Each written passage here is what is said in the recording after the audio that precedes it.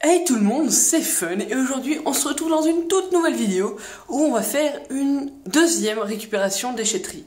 Alors c'est un peu spécial aujourd'hui parce que j'ai récupéré des choses à la déchetterie mais aussi j'ai récupéré des ordinateurs et des composants, des choses informatiques d'une école en fait qui allait jeter tous ces trucs là à la déchetterie.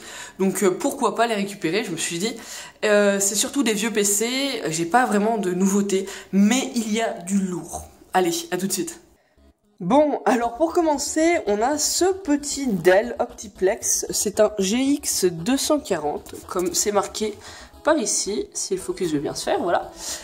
Donc celui-là vient de la déchetterie, de toute façon tous les PC Dell viennent de la déchetterie. Donc c'est un vieux PC qui était à la base sous XP, qui a dû sortir dans les années à peu près 2002-2003. Comme on peut le constater avec la licence qui est par-dessus, qui n'est pas marquée 2005, mais donc c'est les licences qui sont antérieures à cette date. Malheureusement, il n'est pas complet. Je vais vous montrer l'intérieur. Juste avant, on va regarder l'extérieur. Hop. Donc du coup, on a une alimentation basique de chez Dell. Au niveau des ports, on a du série, un parallèle, deux ports, donc port PS2, clavier souris, deux USB, un Ethernet qui doit faire du 10-100, les ports audio et voilà, dessous rien. Alors on va passer à l'intérieur. Comme vous pouvez le constater, c'est un ordinateur assez particulier à ouvrir parce qu'il s'ouvre en fait latéralement, enfin sur le côté, un peu comme les Dell Optiplex SFF, donc Small Form Factor, qui étaient en fait destinés à avoir des écrans posés par-dessus. Donc c'est des petits PC, voilà. Donc il n'est pas complet, comme je vous ai dit. Il manque donc alors le processeur et la RAM. Donc c'est pas très grave. Au niveau des processeurs, j'ai trouvé du remplacement avec donc déjà celui-là, qui est un Celeron à 1,8 GHz FSB 400 avec des torches, des bornes, enfin des broches tordues plutôt, et un autre aussi, un Pentium, cette fois-ci un Pentium 4. Donc voilà, on voit pas, mais c'est un Pentium 4 FSB 400 aussi à 2,4 GHz. On peut remarquer que sinon le reste est plutôt complet. On a en fait les deux disques durs, donc il y a deux lecteurs graveurs CD, peut-être DVD, je sais pas, dont un qui est blanc parce qu'il a été rajouté après. Et du coup, il fait un petit peu de tache dans le boîtier. Bon, c'est pas grave, je l'enlèverai ou je le changerai, on verra. J'ai récupéré ça aussi avec. Dedans aussi, il y avait quelques pièces, c'est-à-dire il y avait le ventirad, les attaches du ventirad, ainsi que des attaches pour disque dur et les caches PC Express. On peut voir aussi, donc voilà, le ventilateur tourne et à côté. On peut voir aussi que le disque dur est resté à l'intérieur, donc je sais pas du tout combien de gigas c'est, mais en tout cas c'est un IDE, comme le reste. On voit le petit interrupteur d'ouverture, en fait, d'intrusion. Les connecteurs propriétaires Dell, et aussi on peut voir qu'on a une sorte de Razer board, enfin une sorte vraiment. En fait, on a rajouté les PC Express en plus à la carte mère, parce que je pense que ce type de carte mère là, qui était carré à la base, comme du micro ATX, devait être fait en fait pour les SFF, les petits, les plus petits. D'ailleurs, j'en avais un et je l'ai démonté et jeté en fait comme un bête parce qu'il ne s'allumait plus. J'aurais dû le garder, vraiment, ça aurait été cool. Mais bon, je vous présenterai tout ça dans une autre vidéo. Mais voilà, ça rajoute deux PC Express, deux PCI tout court. On peut voir aussi qu'on a un gros PCI Express, je l'avais pas vu. Donc c'est un PCI normal, plus on a rajouté une extension pour certaines cartes graphiques, des choses comme ça avant. Le port RGB, enfin voilà. Donc ça, c'est pour le petit PC. Alors, donc la seconde bête, c'est ce PC Dell en là. C'est un Optiplex 170. L, voilà, c'est ça. On a aussi à l'avant donc deux ports USB et un port jack pour en sortie, cette fois-ci haut-parleur, voilà. On a les étiquettes de Intel Celeron D, donc ça c'était les nouveaux Celeron qui sont sortis, donc comme c'est marqué sur la licence, je vous le montre juste après, on est sur une licence en fait de 2004 plutôt. Hop, s'il veut bien faire le focus, voilà, 2004, on voit pas beaucoup aussi, voilà. Bon, je vais cacher la licence pour rien en fait. Il manque un lecteur DVD, Ce PC, je vais vous l'avouer un petit peu, je l'ai récupéré il y a pas mal de temps. J'avais essayé de le bidouiller, mais j'ai pas réussi. Hop, alors donc on va le sortir. En fait, le truc c'est que j'avais mis à peu près, allez, 24 heures d'installation de Windows XP pour un PC au final qui était lent. Donc j'ai vraiment été dégoûté, j'avais mis au grenier donc pour le présenter dans une nouvelle vidéo. Mais celui-là vient de la déchetterie, il n'y a pas de souci. Qu'est-ce qu'on trouve à l'arrière? Alors on trouve donc déjà un ventilateur comme d'habitude qui souffle sur le CPU. En fait c'est un petit système de Dell. On a là par contre 4 USB 2.0, port Ethernet 10-100, je pense pas 1000, tout ce qui est sortie audio, port PS2, un port série cette fois-ci et un port VGA ainsi que une carte, enfin un port parallèle. Juste d'ailleurs, petit retour sur l'ancien PC, sur le dernier PC, en fait il n'a pas de port VGA derrière. C'est vraiment étonnant, du coup ça veut dire qu'il est obligé d'avoir une carte graphique supplémentaire. Ce qui n'est pas non plus très grave vu que ce genre de carte graphique intégrée de base est vraiment pas bien. Donc voilà, du coup il n'y a pas de carte graphique derrière. Allez on va passer à l'autre. Donc, à l'intérieur de ce PC-là, qui s'ouvre cette fois-ci normalement, on trouve donc le CPU qui est derrière, que j'ai d'ailleurs peut-être upgrade sur un Pentium D ou un Pentium 4, je ne sais plus du tout, mais en tout cas je pense que c'est totalement possible vu que c'est des PC en 775, voilà. On voit que le disque dur n'est pas là, c'est parce que je l'avais enlevé, mais à la base il y en avait un, donc en fait ce PC était totalement complet. La RAM d'ailleurs je l'ai enlevé aussi, ça c'est étonnant parce que d'habitude je la laisse. On n'a pas par contre de port AGP, ça c'est vraiment étonnant parce que d'habitude, enfin sur tous les PC même les bas de gamme on a du AGP. Là on n'en a pas, donc voilà, 3 ports PCI Express, la pile et tout. Donc oui, comme je vous ai dit, j'avais déjà allumé ce PC, installé Windows dessus, et en fait je pense que l'installation a été foireuse plutôt à cause du disque dur Maxtor que j'avais mis à l'intérieur. D'ailleurs franchement, Maxtor, vraiment c'est pas une bonne marque, ne prenez pas Maxtor. Donc voilà, du coup je vous retrouve juste 2 secondes après pour le test vite fait, même si voilà je sais qu'il marche, pour vous le prouver, et pour voir quel processeur il a aussi. Alors, j'ai mis une barrette de RAM à l'intérieur en DDR. De la DDR400, je sais pas si ça va marcher. En 512 mégas, voilà. Hop. D'ailleurs, j'ai dû mettre... bah voilà, il a démarré. Je sais pas comment elle est dans le BIOS. F2, bon bah je le ferai juste après. En fait, il faut savoir que le port PS2 à l'arrière, qui est là, le port PS2 clavier, où je voulais brancher mon clavier à la base, est totalement défoncé. Donc du coup, je prends un clavier USB, voilà. Hop, on arrive dans le setup, donc le setup est plutôt sommaire. Alors il est toujours sur le Celeron d'origine à 2,6 GHz. Voilà, du coup on a un setup vraiment très basique, ouais. Hop, donc voilà le processeur, bah du coup il est en 533 MHz au niveau du bus. Et bon après voilà il y a pas mal de choses, mais c'est vraiment très simple. Un petit détail que je tiens à vous montrer quand même, c'est que malgré que ce PC semble vieux, voilà, à la vue il semble vieux, mais on voit qu'il y a 2 ports SATA qu'on ne voit pas à la caméra, mais qui sont en fait ici. Donc 2 ports SATA qui doivent être sûrement, même c'est, ouais, bon, je suis sûr que c'est des SATA 1,5 gigabits par seconde, mais du SATA quand même. Donc voilà, du coup c'est plutôt pas mal comme PC, malgré que j'ai eu des problèmes à installer et tout. Voilà, on va se retrouver donc pour le 3e PC Dell avant de passer au lourd en fait tout simplement. On passe au 3e PC Dell de la liste, donc c'est un Optiplex GX100 avec comme étiquette Intel Celeron Inside et Windows, donc fait pour Windows 2000, NT 98, voilà. Ce PC-là, je l'ai pris un petit peu à la déchetterie pour nostalgie, parce que quand j'étais petit, à l'école primaire, donc en CM, CM1, oui, c'est ça, on avait ces PC-là à l'école. Donc c'était des PC vraiment très peu puissants, je l'avoue, même s'ils tournaient très bien pour des élèves de de CM1. Et donc voilà, j'ai voulu les récupérer parce que ça me rappelait un petit peu quand j'étais petit, quand j'ai débuté un petit peu dans l'informatique, même si j'étais déjà pas mal avancé, car oui, j'ai eu un ordinateur à environ 4-5 ans. Voilà, donc alors, vous pouvez voir des petites étiquettes, c'est parce que je l'ai tout de suite testé dès que je l'ai reçu, enfin dès que je l'ai récupéré plutôt. Donc voilà, je nomme pas mal de mes PC avec des noms de fruits, parce que c'est cool, un peu comme John avec ses légumes. Donc il a un Celeron 500 MHz, donc très peu puissant, mais on est quand même sur 98-2000, donc ça passe. 512 Mg de RAM en PC 133, voilà. Graphique intégré, carte son dédiée. Donc carte son dédiée, c'est rare qu'on trouve ça dans les PC. Enfin, plutôt, si c'était très courant qu'on trouve ça dans les PC à l'époque, parce que les PC étaient, les cartes son intégrées au PC, en fait, aux cartes mères étaient considérées très mauvaises. Donc on rajoutait toujours une carte son. Maintenant, aujourd'hui, on n'a plus besoin vu que les cartes son aux cartes mères sont très bonnes.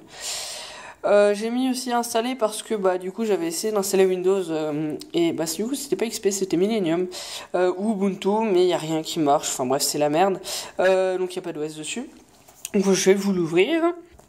Hop. Donc en fait on a toujours ce type de mécanisme qui s'ouvre par le haut, un petit peu comme l'autre. On voit qu'il est totalement voilà, dur, enfin en gros c'est du métal. En fait c'était pour supporter un écran CRT, donc un écran cathodique.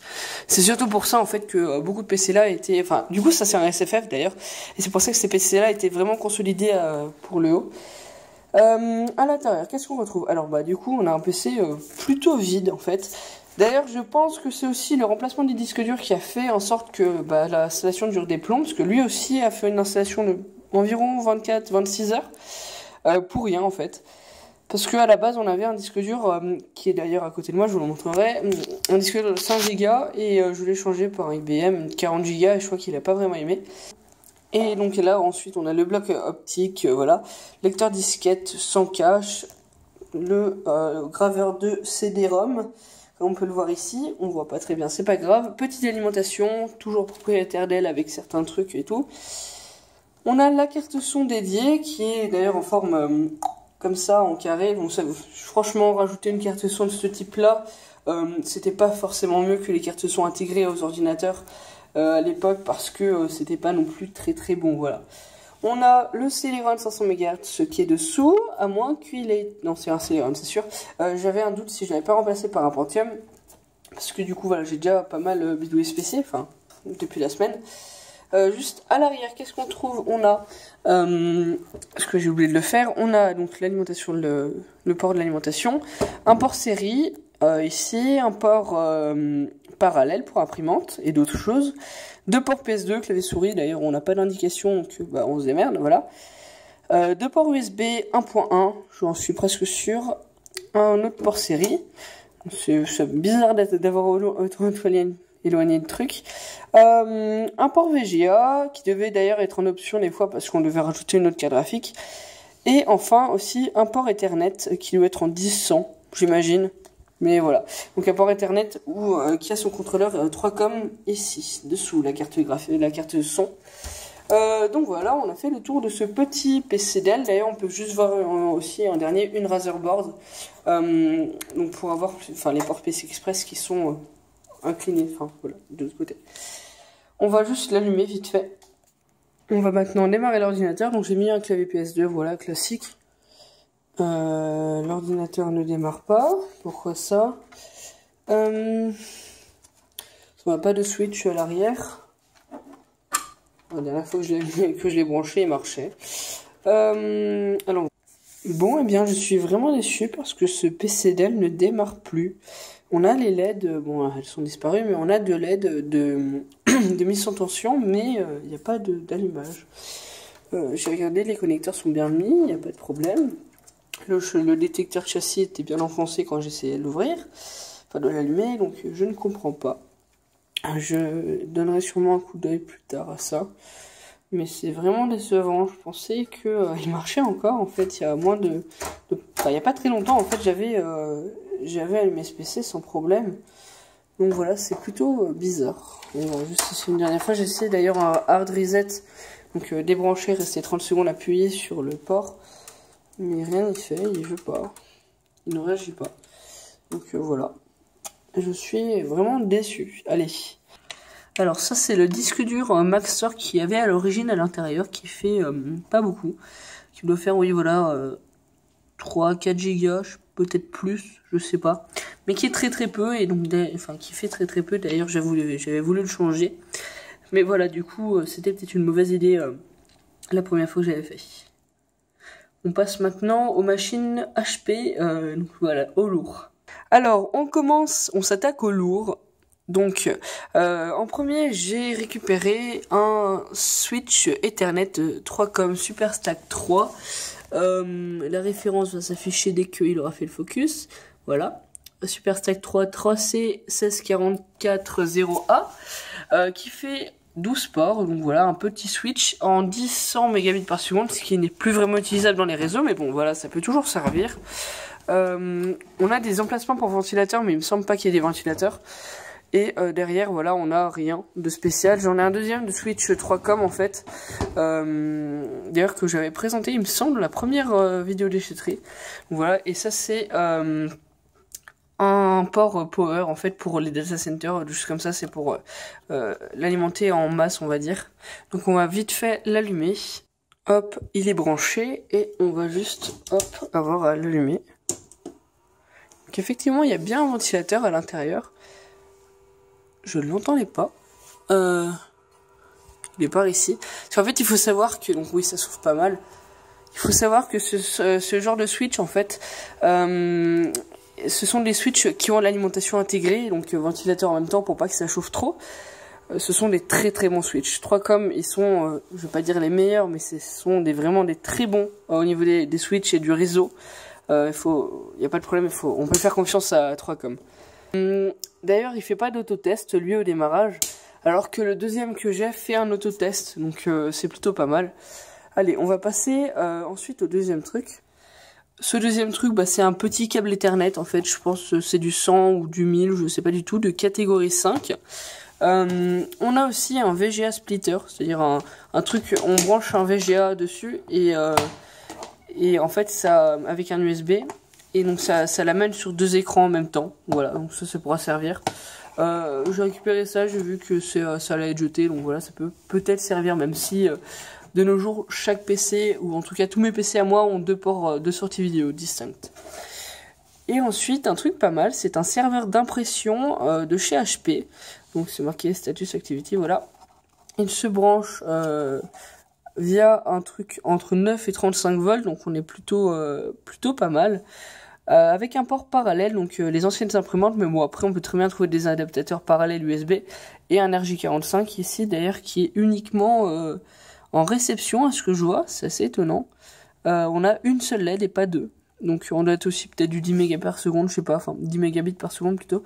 Donc voilà, bon bref, un petit serveur d'impression bien sympa qui pourra sûrement servir dans les prochaines années, je sais pas. Si j'ai une imprimante qui est parallèle, mais pour l'instant j'ai réussi à brancher mon imprimante Samsung qui est en USB, mon imprimante laser Samsung sur la Livebox qui fait répéteur pour la 9 box. Donc voilà, du coup je vous parlerai sûrement de ça un jour, mais franchement voilà, pour l'instant ça me sert pas vraiment à quelque chose.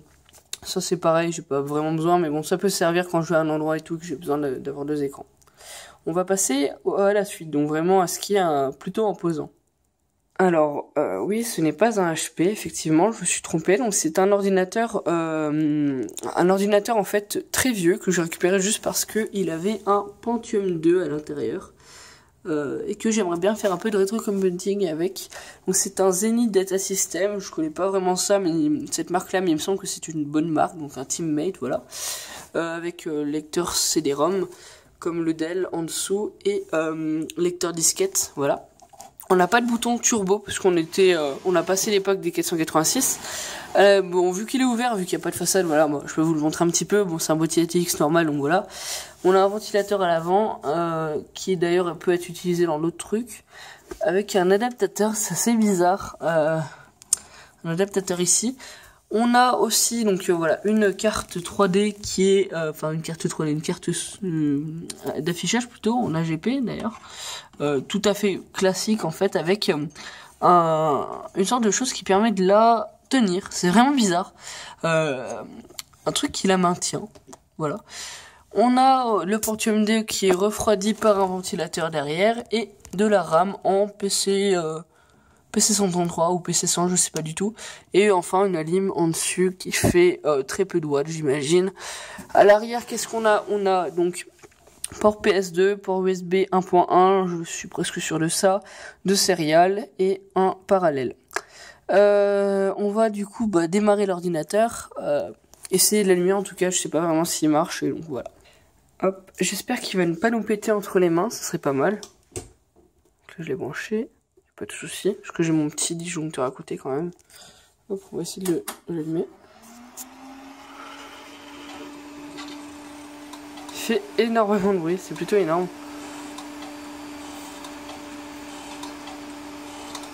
On les check. Donc c'est un Pentium 350 MHz. Il fait énormément de bruit, c'est énorme. Hit Dell, donc on va faire delete. On dirait qu'on a 160 MB de RAM, je sais pas. Ok, donc la pile est morte, c'est pas grave. Et donc à l'intérieur, on a un petit BIOS basique. Voilà, on va pas beaucoup m'entendre, mais c'est pas grave. Hardware monitor, ok, hop. Donc là, du coup, température du processeur 19 degrés, température du système 18. Et le ventilateur du CPU fait 5000 tours par minute. Juste énorme, voilà. On peut pas vraiment changer ça, mais bon, au pire, c'est pas très grave. De toute façon, je vais vite l'éteindre parce qu'il me casse les oreilles, on va dire. J'arrive pas à trouver, voilà, comment est-ce qu'on peut faire pour baisser le ventilateur, mais c'est pas très grave. J'ai vraiment l'impression que le truc il va s'envoler, le ventilateur. Bon, hop, escape et juste voir quelque chose. Voilà, on est en IDE, il n'y a pas de problème. Boot Sector Virus Protection, je sais pas ce que c'est, mais bon, voilà. Et donc, on a un disque dur Maxtor qui marche. Maxtor, oui, c'est presque sûr que c'est un Maxtor qui marche. Voilà. On va faire Enter to Continue. Hop, on va éteindre l'ordinateur. Ah, ça fait vraiment du bien quand ça s'arrête. Et vraiment, l'expression a du sens. Hop, donc ensuite, on va passer à ce que j'appelle du lourd, c'est-à-dire ces PC-là. Donc, 3 PC HP, 3 PC HP donc de type Vectra, enfin de gamme Vectra, qui sont donc tout droit du même endroit, qui viennent tout droit du même endroit. Chacun un lecteur disquette et deux qui ont un lecteur DVD, enfin CD plutôt, le CD qui est d'ailleurs exactement le même, et un dernier qui n'a rien, je pense qu'il avait dû être enlevé, enfin bref, voilà. Donc on va en démonter un, pas forcément celui qui a été, bon allez, on va tous les démonter, de toute façon on a du temps. Hop, donc le premier ici on a, wow, alors donc un PC assez complet et pas mal conçu d'ailleurs. On a donc en premier, on peut voir donc le disque dur ici, disque dur de je ne sais pas quelle marque. On peut l'enlever, je sais pas. Bon, j'arrive pas, hop. On a le bloc optique ici, l'alimentation par ici, qui est bizarre, vraiment assez bizarre. On a un haut-parleur ici pour tout simplement le son, hop. On a énorme. On a le ventilateur CPU en fait qui utilise le ventilateur de l'alimentation, qui est une Lighton d'ailleurs. C'est assez étonnant d'avoir ça. Le ventilateur CPU et l'alimentation. Bon, bref, c'est pas très grave non plus parce que ce genre de PC ça chauffait très peu. Hop, on va le reclipser. On a une Razer-board avec voilà, une Razer-board pour rajouter des ports. Je sais pas comment il s'appelle ça. Il me semble que c'est ISA ou je sais pas quoi. Donc voilà, on a d'ailleurs une alimentation carrément, une alimentation en plus, avec du 3,3, du 5 volts et du 12 volts et du neutre. Deux PCI, un gros PCI comme on a vu sur le Dell tout à l'heure, et un port qui... Ah oui, non, c'est pas de l'AGP, on pourrait croire à la couleur, mais non, c'est un port modem. Port modem parce qu'ils étaient plus petits, il me semble que c'est ça. Même si je ne m'y mettrai pas ma main à couper. On a donc les connecteurs de façade, hop. Et après, voilà, c'est tout. C'est assez peu comme PC, voilà. On a à l'arrière un port Ethernet, deux ports USB, port son, port serial, un autre port serial, un parallèle plutôt. Port PS2, clavier souris et VGA. Et ça sur chacun des PC. Voilà, donc. D'ailleurs, aucune carte d'extension n'est là. On a le second plutôt ordinateur ici. Toujours même principe avec le CPU, voilà, comme ça refroidit de cette manière-là. Cette fois-ci le lecteur CD DVD. Et après le reste, voilà, la RAM qui est là, sans problème. La RAM qui est en PC 100 ou 133, je sais pas. Et encore la Razer Board dessous. On va passer au troisième pour voir s'il y a une petite modification. Et enfin le troisième qui n'apporte pas vraiment grand changement. Toujours la même chose en fait, avec toujours la même chose, oui, toujours le même emplacement de RAM et tout. C'est vraiment les PC d'entreprise, enfin les PC, voilà, d'école, mais des PC très similaires en fait. Je vais vite fait vous brancher ça pour qu'on puisse essayer de l'allumer et voir qu'est-ce qu'il nous donne. Le PC branché, juste pour vous faire remarquer, on a un petit switch DIP ici qui doit être pour programmer en fait la carte mère, j'imagine. Ce genre de choses, faut vraiment pas les toucher si on sait pas à quoi ça correspond, parce qu'après on est un peu dans la merde pour les remettre. J'ai vu qu'il y avait un switch d'entrée, enfin de détecteur d'intrusion ici. Je vais le laisser allumer comme ça au pire. Il va gueuler dans tous les sens s'il veut, mais bon, c'est pas très grave. Hop, donc, on allume la bête. Hop. Voilà, le PC démarre. On a l'icône Hewlett Packard, d'ailleurs, qui est plutôt bien faite. F8 F2. Bon. On a un Pentium 3 à l'intérieur, ce que je viens de voir. Chut. Donc alors, ok. J'arrive pas vraiment à lire. On va aller dans le BIOS, allez, hop. On voit que le PC date de 99, à ce que je vois. F2, hop. Oh, ok. Il va falloir enlever le mot de passe setup. Bon bah, je le ferai après. Il me semble qu'on peut l'enlever sans problème. Je l'avais déjà fait sur un des PC de mon collège. Donc en fait il avait changé sans problème ce truc là. Hop, donc on va éteindre le PC et le rallumer. Voilà, ok, Vectra VL400 pour le numéro de série. Je vais peut-être me rapprocher, voilà. Donc on a 640...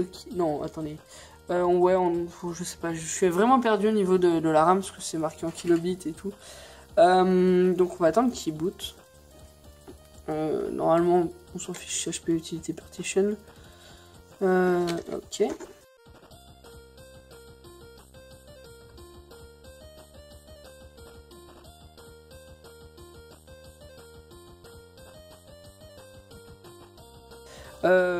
On va faire échappe. Et donc échappe pour en fait directement aller sur un utilisateur invité sans avoir à taper de session, le mot de passe. Ok, donc là il nous dit écran plug and play, on va faire suivant, non c'est pas la bonne idée, voilà.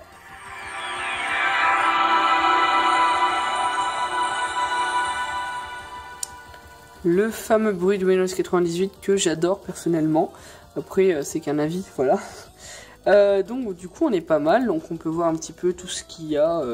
On a ARP qui se lance parce que ces PC là étaient sur ARP et il n'a pas trouvé le Find Fast, je sais pas. Donc voilà. D'ailleurs c'est assez étonnant que ARP se lance sans utilisateur parce que normalement il faut un utilisateur pour être enregistré à ARP, mais bon voilà, c'est assez étonnant mais ça peut se faire. Donc du coup on a un PC sous Windows 98.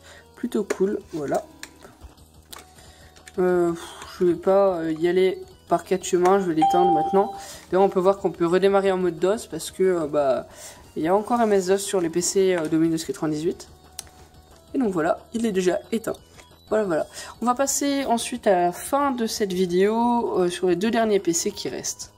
Hop, l'avant-dernier PC, c'est un HP Compaq, voilà, qui est sous Windows XP aussi à la base, avec un Intel Pentium 4, lecteur disquette, lecteur DVD cette fois-ci. D'ailleurs, j'ai remarqué qu'il a une clé licence Windows qui date de 2000 ans. Alors, à l'intérieur, qu'est-ce qu'on trouve? On trouve un PC plutôt plus complet, on va dire, par rapport... Enfin, c'est un SFF, toujours, un Small Form Factor, mais plus épais, on va dire. On trouve aucune Razer Board, une carte son ODG, donc un truc très bon, j'imagine. Ça doit être une grosse carte son quand même. vu comme elle est plaquée or et tout, avec les ports à l'arrière. D'ailleurs, au niveau des ports, on est à 4 USB 2.0, port d'affichage VGA, Ethernet, tout ce qui va. On a une carte graphique dédiée, voilà, ici, avec un ventilateur qui est vraiment stylé. J'avoue qu'il est très beau, avec des belles pales, voilà. On a le disque dur à l'intérieur et tout, donc ça ce sont les PC normalement qui sont totalement fonctionnels, c'est juste qu'ils sont trop vieux pour être utilisés. L'alimentation compacte, voilà. Et donc on va passer enfin au dernier PC, enfin pour vous. Faute de temps, je ne les testerai pas ces deux derniers PC parce que il faut vraiment que j'y aille et que sinon cette vidéo va trop durer de temps. Donc ce dernier PC c'est un HP compact, beaucoup plus jeune, de 2005 à peu près, avec un Celeron et Windows XP. Je ne l'ai jamais ouvert à l'avant, c'est juste que la fixation je crois qu'elle est un peu cassée. On voit sur les côtés il y a beaucoup de refroidissement parce que les premiers Pentium, Pentium 4 oui, chauffaient beaucoup. On voit un ventilateur là, plus il y a un autre ventilateur ici. Hop, donc on l'ouvre, donc là l'ouverture est assez facile. On voit donc à l'intérieur un lecteur disquette Samsung, un lecteur de DVD de chez HP, beaucoup de RAM, tous les slots sont peuplés, une Razerboard, un ventilateur de type turbine, voilà, qui refroidit un système avec un système plutôt gros en fait. On voit pas très bien la caméra. D'ailleurs, on voit que toutes les barrettes de RAM sont originales HP, à ce que je vois, parce qu'il y a sans doute rebrandé HP. Vous ne le verrez pas très bien la vidéo. Hop, et normalement, on peut enlever la Razerboard, même si c'est pas très important vu qu'elle n'a rien. Hop, et ça aussi, on peut l'enlever. Hop. Je ne sais pas trop comment, mais c'est possible, à ce que je vois. Voilà, en gros, ici, je vais enlever la façade, mince. Hop, on enlève la façade ici, voilà.